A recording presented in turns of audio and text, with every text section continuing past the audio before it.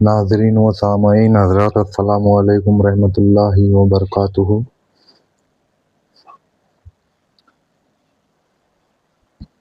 جیسے کہ پچھلے پروگرام میں نے آپ سے کہا تھا کہ میں قرآن کی کچھ آیتوں سے بتاؤں گا کہ قرآن کو سمجھنا بھی بہت ضروری ہے، حالانکہ پڑھنا بھی ضروری ہے۔ اسی لیے میرے حافظ بھائی جو ہے آج معاشرے میں، ان کے لیے میں ایک میسیج دے رہا ہوں اس ویڈیو کے ذریعے۔ تو وہ جو میں بتا رہا تھا آپ کو، قرآن پاک کی جو آیت ہے وہ سورہ بقرہ کی سب سے پہلی اور دوسری آیت ہے۔ اللہ تعالیٰ ارشاد فرماتا ہے الف لام میم ذالک الکتاب لا ریب فیہ ھدی للمتقین۔ اللہ تعالیٰ ارشاد فرماتا ہے کہ یہ وہ بلند رتبہ کتاب جیسے قرآن کریم جس میں شک کی کوئی جگہ نہیں، شک کی کوئی گنجائش نہیں۔ مطلب اس کتاب کے بارے میں، خود کلام الہی کے بارے میں اللہ تعالیٰ رب العزت فرماتا ہے کہ اس میں شک کی کوئی گنجائش نہیں، شک و شبہ ہمیں آنا ہی نہیں چاہیے اس کتاب میں۔ اور میں آپ کو بتاتا ہوں کہ شک کیوں آنا نہیں چاہیے۔ آئیے سورہ بقرہ کی آیت نمبر 23 پر ہم دیکھیں گے اللہ تعالیٰ کیا ارشاد فرماتا ہے۔ اور یہ آیت ایک قرآن کے چیلنج میں بھی آتی ہے۔ اس میں سورہ بقرہ کی آیت نمبر 23 میں اللہ تعالیٰ نے 10 صورتوں کا ذکر کیا ہے، اور سورہ بنی اسرائیل میں اللہ تعالیٰ نے پوری قرآن کی مثل یوں فرمایا ہے کہ تمام انسان اور جن اگر مل کر اس کی مثل لانا چاہے قرآن کی تب بھی نہیں لا سکیں گے۔ تو ابھی ہم سورہ بقرہ کی آیت نمبر 23 سے آپ کو سمجھائیں گے، خاص کر کے ہمارے حافظ بھائیوں کو۔ اللہ تعالیٰ ارشاد فرماتا ہے، ترجمہ ملاحظہ فرمائیں، اور اگر تمہیں اس کتاب کے بارے میں کوئی شک ہو جو ہم نے اپنے خاص بندے پر نازل کی ہے، جیسے کہ نبی کریم صلی اللہ علیہ وسلم پر نازل کی ہے، تو تم اس جیسی ایک صورت بنا لاؤ اور اللہ کے علاوہ اپنے سب مددگاروں کو بلا لو اگر تم سچے ہو۔ پھر اگر تم یہ نہ کر سکو اور تم ہرگز نہ کر سکو گے تو اس آگ سے ڈرو جس کا ایندھن آدمی اور پتھر ہے۔ تو یہ سورہ بقرہ کی آیت نمبر 23 اور 24 ابھی ہم نے پڑھی، ترجمہ فرمایا، آپ نے ملاحظہ فرمایا۔ تو سمجھانے کا مقصد یہ ہے کہ خود اللہ تعالیٰ چیلنج کے ساتھ میں ہم لوگوں کو بتا رہا ہے کہ یہ وہ ذیشان کتاب ہے بلند و بالا جس میں شک کی کوئی گنجائش نہیں، اور اس پر چیلنج بھی اللہ تعالیٰ نے دیا ہے۔ جیسے کہ میں آپ کو بھی ایک چیلنج بتایا، ابھی آپ کو میں دوسرا بھی بتاتا رہتا ہوں۔ سورہ الاسراء، سورہ بنی اسرائیل میں آیت نمبر 88 پر ہے، اس کے بعد میں نمبر 2 پر سورہ جیسے کہ سورہ بنی اسرائیل پہ اللہ تعالیٰ نے پورے قرآن کی مثل کے چیلنج دیا ہے، پھر اللہ تعالیٰ نے اس چیلنج کو کم کیا ہے، اور یہ تمام انسانوں کے لیے، تمام جنوں کے لیے، ایسا سمجھو کہ خود اللہ تعالیٰ کو چھوڑ کر تمام لوگوں کے لیے یہ چیلنج ہے۔ پھر اللہ تعالیٰ نے سورہ ہود میں آیت نمبر 13 میں ارشاد فرمایا کہ ایسی 10 صورتیں لے آؤ اگر تم سچے ہو تو۔ پھر اللہ تعالیٰ نے سورہ بقرہ کی آیت نمبر 23 میں ارشاد فرمایا کہ ایسی ایک صورت لے کر آؤ اگر تم سچے ہو تو، اور ہرگز نہ لا سکو گے۔ اور سورہ الطور میں اللہ تعالیٰ نے ارشاد فرمایا آیت نمبر 34 میں کہ اگر تم سچے ہو تو اس جیسی ایک بات لے آؤ۔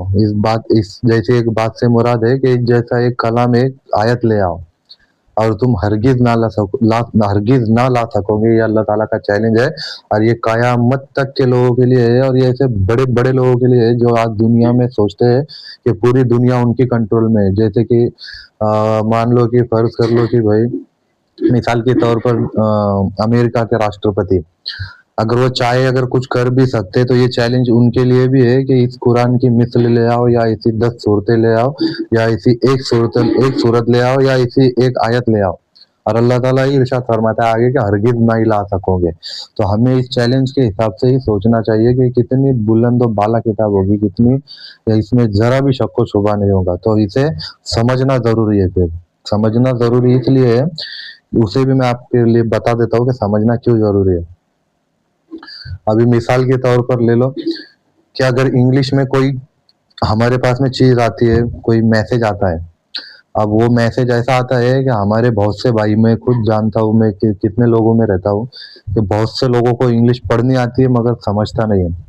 اب وہ جو میسج آئے گا ہمارے پاس میں، اس کو پڑھنے کے بعد میں کیا فائدہ ہے؟ اسے جب سمجھیں گے، جب پتہ چلے گا نا بھائی سامنے والے کا پیغام ہمارے پاس میں کیا آیا ہے۔ اسی طریقے سے ایک اور مثال دیتا ہوں، آپ کو شاید وہ ذہن میں جلدی بیٹھ جائے، میں نے بھی ایک عالم کے بیان میں ہی سنی تھی، تو آپ کے سامنے ایسا سمجھو کہ میں وہی مثال کاپی کر رہا ہوں۔ ایک بادشاہ ہوتا ہے، بہت بڑا بادشاہ، اور اچانک سے اس کا ایک میسج آتا ہے، اس کا خط آتا ہے، اس میں کچھ پیغام لکھے ہوئے ہوتے، کچھ حکم لکھے ہوئے ہوتے۔ اب وہ جو بادشاہ کا ایک شخص کے پاس میں جو میسج جاتا ہے، اسے اس بادشاہ کی زبان تو پڑھنی آتی ہے مگر اس کے بارے میں اس کو مطلب اس کا ترجمہ اسے کرنا نہیں آتا، اس کا ترجمہ نہیں سمجھتا۔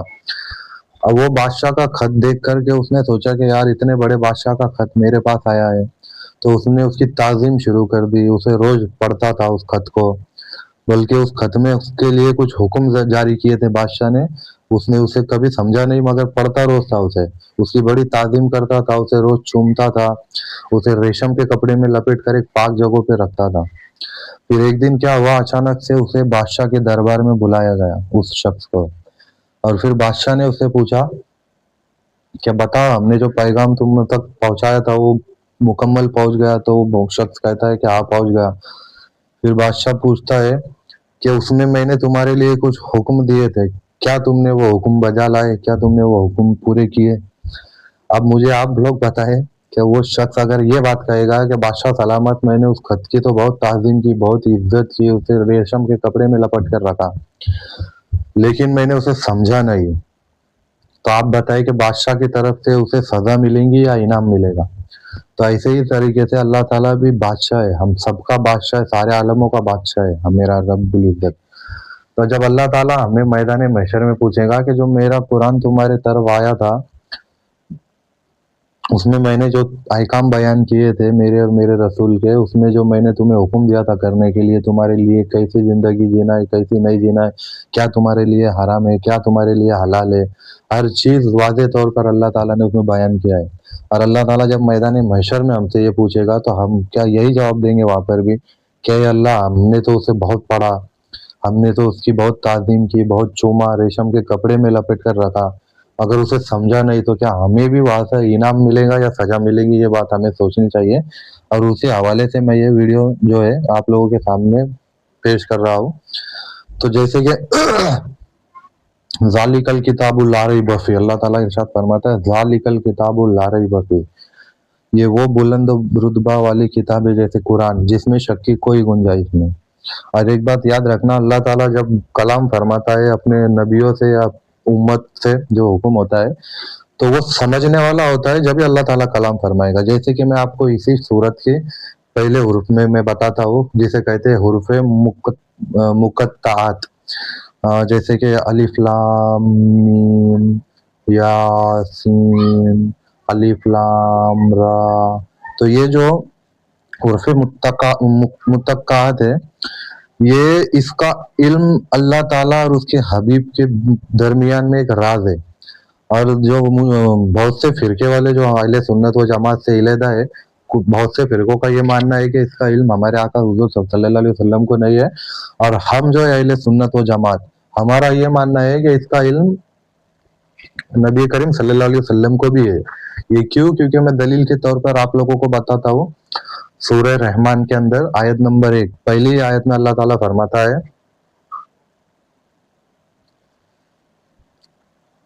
سورہ رحمان کی آیت نمبر 1 میں اللہ تعالیٰ ارشاد فرماتا ہے، 1 اور 2، الرحمن علم القرآن، رحمان نے قرآن سکھایا۔ تو اس کا ترجمہ اور تفصیل ہے، اعلیٰ حضرت رحمۃ اللہ تعالیٰ علیہ کا ترجمہ ہے، اور تفسیر ہے نعیم الدین مراد آبادی رحمۃ اللہ تعالیٰ علیہ کی۔ تو تفسیر میں اکثر مفسرین کا یہ کہنا ہے کہ اللہ تعالیٰ نے اپنے حبیب کو قرآن سکھایا، یہ آیت اس پر ہے مشتمل، کیونکہ اس زمانے کے جو مشرکین تھے، مکہ کے اہل مکہ مشرکین جو تھے، وہ انکار کرتے تھے. وہ کہتے تھے کہ کوئی تو استاد ہوگا جو نبی کریم صلی اللہ علیہ وسلم کو یہ سب سکھاتا ہے. تو جیسے یہ الفاظ سورہ بقرہ کے جو کلام ہے، حروف مقطعات، اس کے بارے میں اللہ تعالیٰ جب سورہ رحمان میں فرما رہا ہے کہ رحمان نے اس کے حبیب صلی اللہ علیہ وسلم کو قرآن سکھایا. تو یاد رکھیے گا میری بات، جب اللہ تعالیٰ ہر عیب سے پاک ہے، ہر نقص سے پاک ہے، تو میری یہ بات یاد رکھیے گا، اگر یہ حروف کا مطلب ہی اگر اللہ تعالیٰ کو ہمارے نبی کریم صلی اللہ علیہ وسلم کو نہ سکھانا ہوتا اور یہ آیت نازل کی جاتی، تو پھر تو یہ ایسا کلام ہوتا کہ جس کے بارے میں جس پر نازل ہو رہا ہے اسے ہی پتہ نہیں. تو اس میں نقص نظر آتا، اس میں کمی نظر آتی ہمیں، اور یہ اللہ تعالیٰ ایک عیب نظر آتا، اور اللہ تعالیٰ ہر عیب اور نقص سے پاک و صاف ہے. تو یہ ہمارا عقیدہ ہے. تو اس سے یہ معلوم ہوتا ہے، خلاصہ کلام یہ نکلتا ہے کہ یہ جو آیت ذالک الکتاب لا ریب فیہ، تو اسے بھی ہمیں سمجھنا چاہیے. اور یہ پورا بیان اللہ تعالیٰ نے ہمارے سامنے، یہ مگر سمجھنے والوں کے جس کے پاس عقل سلیم ہوتی ہے، اللہ ماشاء اللہ وہ جلدی سمجھ جاتے ہیں. تو اس طریقے سے اسی لیے میں آپ لوگوں کو بتا رہا ہوں کہ ہمارے جو قرآن حافظ بھائی ہے، جیسے میں نے آپ کو مثال بتائی کہ بھائی اسے پڑھنے سے زیادہ سمجھنا کتنا ضروری ہے. میں یہ نہیں کہہ رہا ہوں کہ اسے پڑھنا بھی ضروری نہیں ہے، پڑھنا بھی ضروری ہے، کیونکہ میں خود اس کا قائل ہوں. میں نے تو آپ کو اس سے پہلے ویڈیو میں بھی بتایا کہ میری تو کل بھی تمنا ہے کہ میں قرآن حافظ ہو جاؤں، لیکن میں سیکھ رہا ہوں. انشاءاللہ سیکھ جاؤں گا، وقت لگے گا، اور اسے سمجھتا ہوئی ہوں، سیکھنے کے ساتھ ساتھ اسے سمجھتا بھی ہوں. اسی لیے آپ کو بھی سمجھا رہا ہوں ویڈیو کے ذریعے. تو اس میں شک کی کوئی جگہ نہیں. یہ اللہ تعالیٰ ہی اس پر دلیل، قرآن میں ہی دلیل ہے کہ اللہ تعالیٰ خود چیلنج کر رہا ہے، اور قیامت تک کے آنے والے لوگوں کے لیے، اور وہ بھی بڑے بڑے جو بادشاہ اگر ہوں گے ان کے لیے بھی یہ چیلنج ہے کہ اگر تم سچے ہو تو تمام جنوں کو بھی ساتھ میں لے لو اور ایک دوسروں کی مدد کرو اس کی مثل لانے میں، تو بھی تم ہرگز نہیں لا سکو گے. تو سوچئے کہ کتنی بلند و رتبہ والی کتاب ہے. اور اللہ تعالیٰ آگے ارشاد فرماتا ہے ھدی للمتقین، کہ یہ ہدایت ہے متقین کے لیے. اب متقین کون ہوتا ہے، اس کی میں نے آپ کو اس کے پہلے بھی ویڈیو میں وضاحت کی تھی تھوڑی سی، کہ سب سے کم درجے والا متقی وہ ہوتا ہے کہ جو اللہ تعالیٰ کا خوف اپنے دل میں رکھتا ہے، حرام سے بچتا ہے، حلال کام کرتا ہے، گناہ کبیرہ سے بچتا ہے، گناہ صغیرہ سے بچتا ہے، گناہ ظاہری سے بچتا ہے، گناہ باطنی سے بچتا ہے، اور ہر وہ برے کام سے بچتا ہے جو اللہ تعالیٰ کی یاد سے اسے غافل رکھے، اور ہر وہ چیز سے بچتا ہے جو اللہ تعالیٰ سے اسے دور لے جائے. تو اسے کہتے ہیں سب سے کم درجے کا متقی. یہ اعلیٰ حضرت رحمۃ اللہ تعالیٰ علیہ کی مثل ہے جو انہوں نے نشانیاں بیان فرمائی متقین کی. تو یہ ہدایت ہے. ابھی مجھے ایک بات بتائیے آپ لوگ، کہ جب ہم اسے سمجھیں گے ہی نہیں تو یہ ہدایت ہمیں ملے گی کیسے؟ اور کسی کے دل میں یہ سوال آئے کہ ہدایت ہے متقین کے لیے، تو اس میں ہی سورہ بقرہ میں ہی ایک آیت ہے، آیت نمبر 185 ہے، اس میں اللہ تعالیٰ ارشاد فرماتا ہے کہ یہ ہدایت ہے ھدی للناس، مطلب تمام انسانوں کے لیے. اب تمام میں تو کافر بھی آ جاتے ہیں، ہر وہ مذہب کے لوگ آ جاتے ہیں، لیکن متقین کے لیے اسے خاص اس لیے کیا گیا ہے کیونکہ متقین وہ ہوتا ہے جو اللہ سے ڈرتا ہے. سب سے کم درجے کا متقی اللہ سے، جب اللہ ڈرتا ہے. ابھی میں ڈر کے بارے میں بھی آپ کو ایک مثال بتا دیتا ہوں. میں نے یہ مثال بھی ایک عالم کے بیان میں ہی سنی تھی، جو بہتر سمجھتا ہوں کہ آپ لوگوں کے سامنے اسے پیش کروں. جو ڈر ہوتا ہے، جیسے کہ ھدی للمتقین. اب متقین، اب آیت نمبر اس کے آگے کی آیت میں آپ کو بتاتا ہوں سورہ بقرہ کی. وہ متقین وہ لوگ ہے کون، جیسے کہ ہمارے دل میں سوال بیدار ہوتا ہے کہ وہ لوگ ہے کون. تو اللہ تعالیٰ آگے فرماتا ہے الذین یؤمنون بالغیب، وہ لوگ جو بغیر دیکھے ایمان لاتے ہیں. بغیر دیکھے مطلب جو غیب پر ایمان رکھتے ہیں. اب غیب سب سے بڑا غیب ہے، ایسا سمجھ لیجئے آپ کہ اللہ تعالیٰ، اور اللہ تعالیٰ کو ہم جان نہیں سکتے. مطلب جو اللہ تعالیٰ کے نبی ہوتے وہ ہمیں خبر دیتے اس بات کی کہ یہ ایک ذات ہے اللہ کی، اور اس پہ ہمارا ایمان رکھنا ہے اور ہمیں اس کی بات ماننا ہے. تو اس کو کہتے غیب پر ایمان رکھنا. اور ایمان کا لغوی معنی ہے یقین. یقین، مضبوط یقین جس کا ہوتا ہے اسے کہتے ہیں ایمان. ابھی میں مثال کے طور پر آپ لوگوں کو بتا دیتا ہوں. क्या यकीन, जो ईमान है यकीन, और जो डर है, इनमें फर्क क्या है? अभी मिसाल के तौर पर आप ले लो कि हम नासिक शहर से किसी दूसरे शहर में जाते हैं, जैसे बहुत से लोग जाते हैं शादियों में, और बहुत से मेरे मुसलमान भाई ऐसे है कि जो हमेशा दाढ़ी मुंडाते हैं अपनी, और दाढ़ी मुंडाना भी गुनाह है, सगीरा है, और वो गुनाह, इसकी आदत गुनाह कबीरा में बदल देती है इंसान को। तो ये जो दाढ़ी मुंडाते हैं, मतलब जो शादी में अगर आप नासिक छोड़ के किसी दूसरे गांव में गए, अब आपने गले में सोने की चेन पहनी है, हाथ में अंगूठिया भी आपके, और महंगा मोबाइल है कपड़े आपके पास में, यूँ समझिए। अब आप जब उसके पास में बैठते हैं, आप उससे पूछते भाई कितने पैसे लेते हो दाढ़ी मुंडाने के, वो कहता है 100 रुपये। जब आप उसके पास बैठते हैं, वो जब आपको लगाता है वो जो क्रीम पाउडर, उसके बाद में आपका जब वस्तारा उसके हाथ में जो होता है, तो उसे इतनी धार होती है कि हमारे यहाँ पर एक रग होती है, अगर उस रग पे उसे घुमा देगा ना वो, तो पूरा खून जिस्म का 1 मिनट में बह जाएगा और हम मर जाएंगे तड़प कर, हम फौत हो जाएंगे वहाँ जगहों पर ही।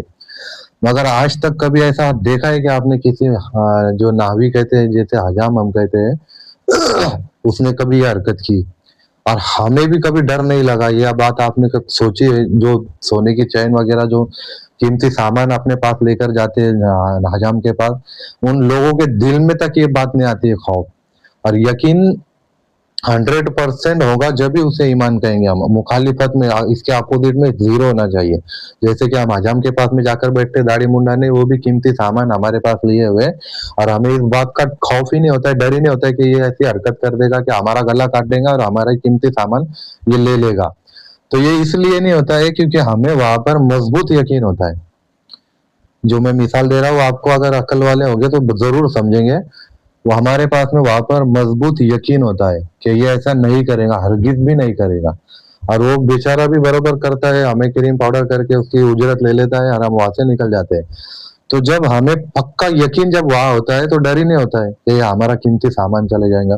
तो ऐसे ही तरीके से अल्लाह पर भी हमारा जो ईमान है पक्का यकीन होना चाहिए कि जैसे अभी हमारे पास में दोपहर का खाना है और हमारे पास अचानक से कोई फकीर आ जाता है और वो भूख से मारा हुआ आता है और वो कहता है कि मुझे बहुत भूखा हूं, खाना दो। अब हमारा ये यकीन होना चाहिए कि रब्बुल इज्जत हमें जो अगले वक्त का खाना है वो जरूर जरूर हमारे लिए इंतजाम कर देगा। तो वो खाना उठाकर हम उस फकीर को दे देंगे और हमारे पास में अगले वक्त का खाना नहीं बचेगा। तो इसे कहते हैं यकीन, कि हमारे पास इतना यकीन था हमारे रब्बुल इज्जत के लिए कि हमने वो खाना उसे दे दिया, और हमारा ये यकीन है कि अल्लाह ताला जरूर इंतजाम कर देगा अगले वक्त के खाने के लिए। तो इसे कहते हैं यकीन, पक्का यकीन। ये मुखालिफत में सिफर और यकीन 100%। तो ये यकीन हमारा होना चाहिए अल्लाह ताला पे। और हमें ये कब, और याद रखिए, परहेजगार और मुत्तकी इंसान कब बनता है? जब वो इल्म सीखता है। जैसे मैंने बताया आपको कि हराम और हलाल की पहचान कब करेगा इंसान, गुनाह कबीरा और गुनाह सगीरा के बारे में मारिफत उसे हासिल कब होगी, गुनाह ज़ाहिरिया और गुनाह ज़ाहिरी और गुनाह बातिनी से कब बचेगा? जब उसे इन सारी बातों का इल्म होगा, तभी तो वो मुत्तकी बनेगा ना। तो याद रखिए कि इल्म सीखना कितना जरूरी है। और इल्म के हवाले से यूँ समझिए कि हदीसों की जो किताब है भरी पड़ी है, इतनी रिवायत है इल्म के हवाले से। मैं इंशाल्लाह अगले बयान में आपको, अगले वीडियो में आप लोगों को बताऊंगा इल्म के हवाले से ही। लेकिन मैंने ये इसलिए जरूरी समझा, ये तो सिर्फ एक आयत के बारे में मैंने आपको बताया कि ये वो जीशान किताब है जो आप लोगों ने हिफ्ज करके रखी है, जिसमें कलाम इलाही जो आपने, मेरे हाफिज भाइयों ने हिफ्ज करके रखी है। लेकिन सिर्फ हिफ्ज करने से ही क्या इसका फैज हमें हासिल हो जाएगा? इस बात पर हम लोगों को सोचना चाहिए।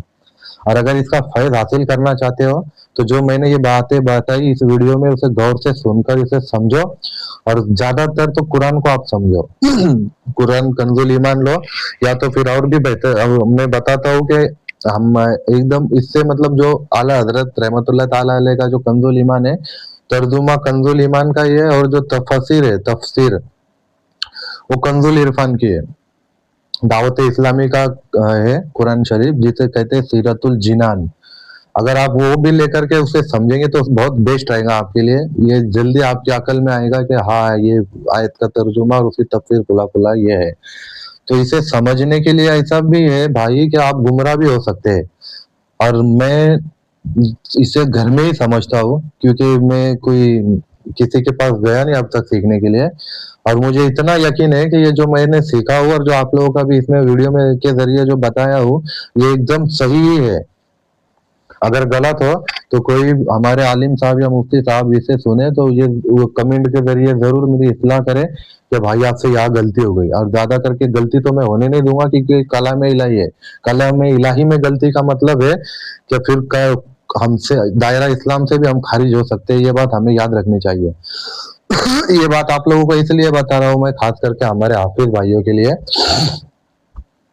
कि वो ये तो मैंने अभी एक ही आयत के बारे में बताया हूँ, उनके पास तो उनके कल्ब में तो इसकी पूरी आयतें मौजूद है, और मुझे तो अभी देख देख कर बताना पड़ता है। तो वो जब समझ लेंगे इसे तो इंशाल्लाह इतना इल्म में उनके इजाफा होगा कि मैं आपको क्या बताऊं। और इंशाल्लाह मैं अब अगला वीडियो बनाऊंगा इल्म के हवाले से, क्या इल्म कितना जरूरी है। मतलब एक आबिद और एक आलिम, एक हदीस है, मैं आपको अभी हदीस पूरी नहीं बताता हूँ, कि एक आबिद होता है और एक आलिम होता है। आबिद वो होता है जो इबादत करता है, और आलिम वो होता है जो इबादत करने के बाद में बचे हुए टाइम में इल्म सीखता है। और आबिद वो होता है जो 5 वक्त के जो फराइज उस पर होते हैं वो अदा करने के बाद बाकी नवाफिल में दिन रात गुजार देता है, उसे कहते हैं आबिद। और जो एक आलिम होता है उस पर जो 5 वक्त जो फराइज उस पर होते हैं वो फर्ज अदा करने के बाद बचे हुए वक्त में वो इल्म सीखता है। तो एक हदीस के जरिए मेरे आका करीम सल्लल्लाहु अलैहि वसल्लम ने बताया है कि एक आलिम को आबिद पर ये ऐसी फजीलत है कि जैसे मुझे तुम में से किसी अदना शख्स पे। तो सोचिए कि मेरे आका सल्लल्लाहु अलैहि वसल्लम को उस जमाने का अदना शख्स कौन था पता है? जैसे कि मिसाल के तौर पर मान लीजिए अबू जहल, वो सबसे बदतरीन शख्स था उस जमाने का, उस पे मेरे आका को क्या फजीलत है, आप अकल में भी नहीं आएगा आपके। ये तो यूं समझ लीजिए मेरे आका की जो फजीलत थी। तो इसीलिए मैं बता रहा हूँ कि अगला वीडियो में आपको बताऊंगा कि एक आबिद पर आलिम को कितनी फजीलत है, और इल्म के हवाले से मैं आपको कुछ बताऊंगा वीडियो के जरिए, और कुरानी के जरिए बताऊंगा, और कुछ हदीसों के जरिए बताऊंगा इंशाल्लाह। और जो पिछले वीडियो में कुछ बाकी रह गया था, मैंने बताया था आपको कि मैं सफा इसका बताऊंगा, आप इसे शॉर्ट कर लेना। इंशाल्लाह मैं वो अगले वीडियो में बताऊंगा, क्योंकि अब बहुत वक्त हो चुका है। ज्यादा वक्त के वीडियो हमारे मुसलमान भाइयों को सुनने के लिए बहुत जड़ जाते हैं, इसीलिए अब तक के लिए इतना ही। अल्लाह हाफिज, खुदा हाफिज।